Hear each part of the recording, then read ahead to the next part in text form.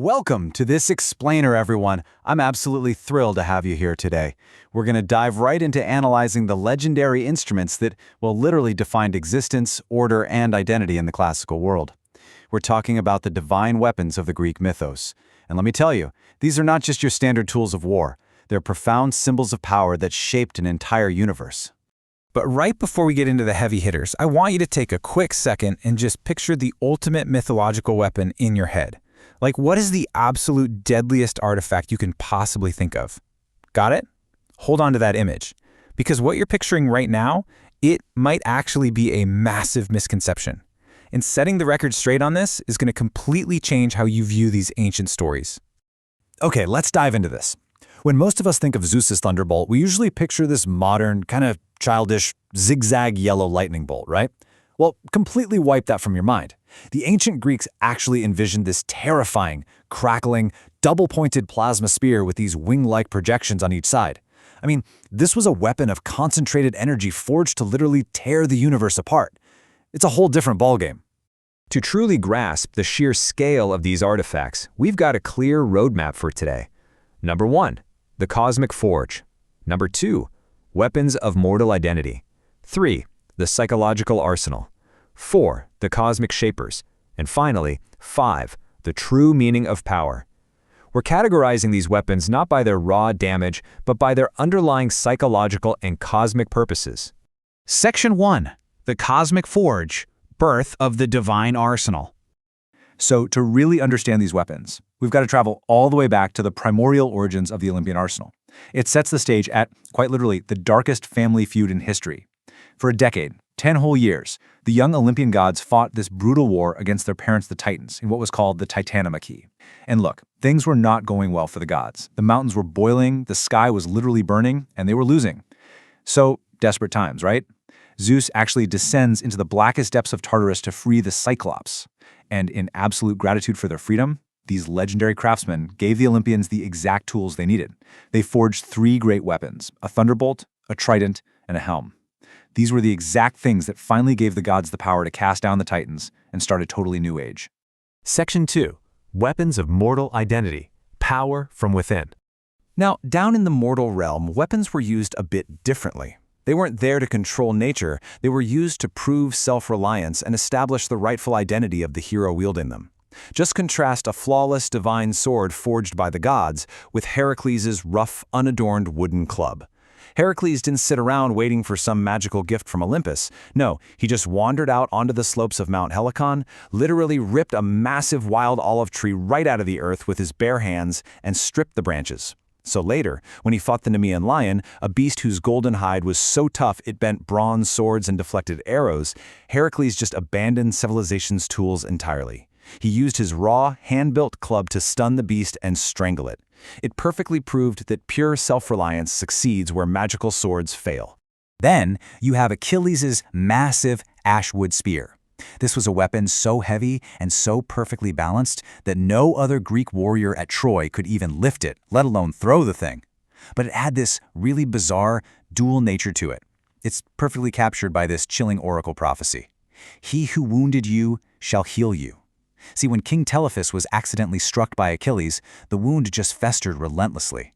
And it was only cured when they literally scraped the rust from the bronze tip of that very same spear directly into the injury. So this instrument of absolute death was somehow also an instrument of miraculous life. Sometimes, though, a hero needs a highly specialized toolkit. Take Perseus' impossible mission to slay Medusa, right? You know, the monster who turned anyone who looked at her to stone. He had to execute this flawless multi-step plan. First, intercept the single eye shared by the 3 ancient Graias sisters to gather intel. Second, get his hands on winged sandals, a magical pouch called the Kibabeses, and a helm of invisibility. But the crucial third step was the weapon itself, the harp. Lent to him by Hermes, this was a crescent-shaped sickle sword made of indestructible adamant. This wasn't some standard battlefield sword for parrying blows. No, it was a highly specialized executioner's blade meant for one flawless, sweeping strike to remove Medusa's head. And rounding out this section, we've got Odysseus's bow. For 20 long years, this bow just sat untouched in Ithaca, while over 100 arrogant suitors occupied his home, all totally convinced the king was dead. They couldn't even bend the thing. But when Odysseus finally returned, disguised as a beggar, he strung it in a single, effortless movement. Homer actually tells us the string echoed like a clear musical note from a tuned lyre. The bow demanded meaning and rightful authority. It responded only to its true master, allowing Odysseus to shoot through 12 axe heads and instantly reclaim his identity and his kingdom. Section 3. The Psychological Arsenal, Conquering the Mind. Let's move to and see how this builds into something even more terrifying. We're talking about weapons specifically designed to win wars in the mind, conquering the enemy before a single drop of blood is even spilled. Here we have Athena's Aegis. Now, ancient writers debated whether it was a shield, a breastplate, or a cloak, but its purpose? Undeniable. It was the ultimate psychological weapon. Athena didn't even need to physically strike an enemy with it. She simply had to reveal it. The moment the Aegis made an appearance on the battlefield, the most disciplined, highly trained armies would just drop their weapons and completely dissolve into pure running chaos. And the Aegis was so fiercely effective because it was fringed with these horrifying golden tassels. Each one represented a living, invisible force of war, terror, rout, strife, and pursuit.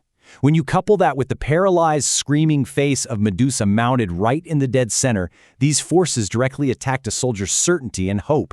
I mean, it literally made them surrender entirely in their own minds.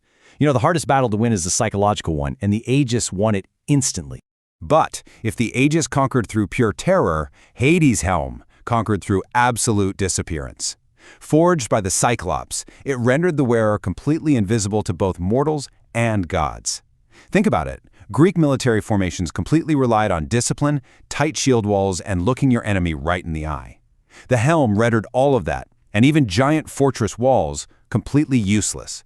It just destroyed certainty. Because, well, you can't fight an enemy you literally can't see. Section 4. The Cosmic Shapers, Forces of Nature. These are the grandest artifacts of Olympus, weapons that didn't just defeat armies, but actually acted as sheer forces of nature, serving as the ultimate authorities of cosmic order.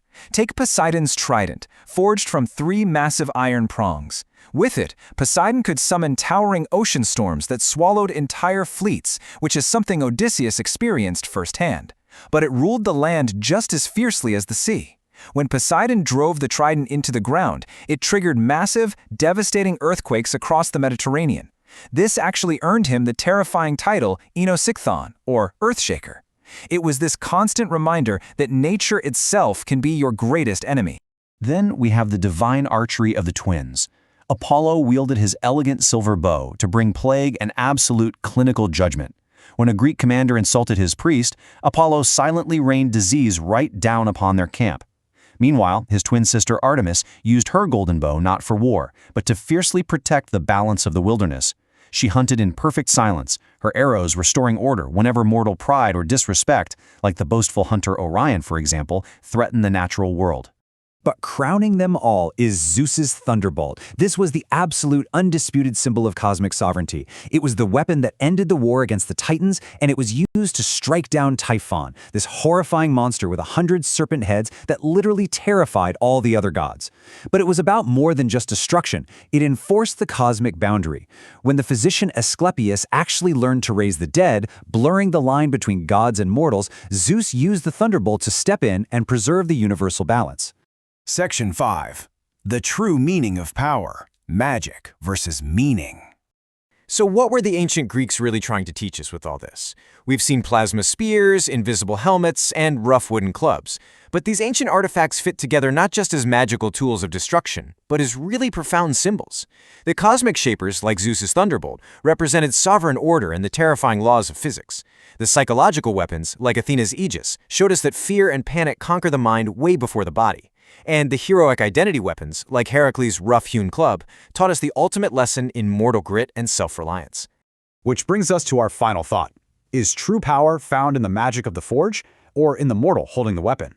These myths weren't just ancient blockbuster action stories. They actually challenge us to reconsider whether greatness is something simply handed down from the heavens, or if the most enduring power of all is the kind you carve with your own 2 hands. Thank you so much for exploring this fascinating topic with me, and I really hope it leaves you eager to dig even deeper into these legendary tales.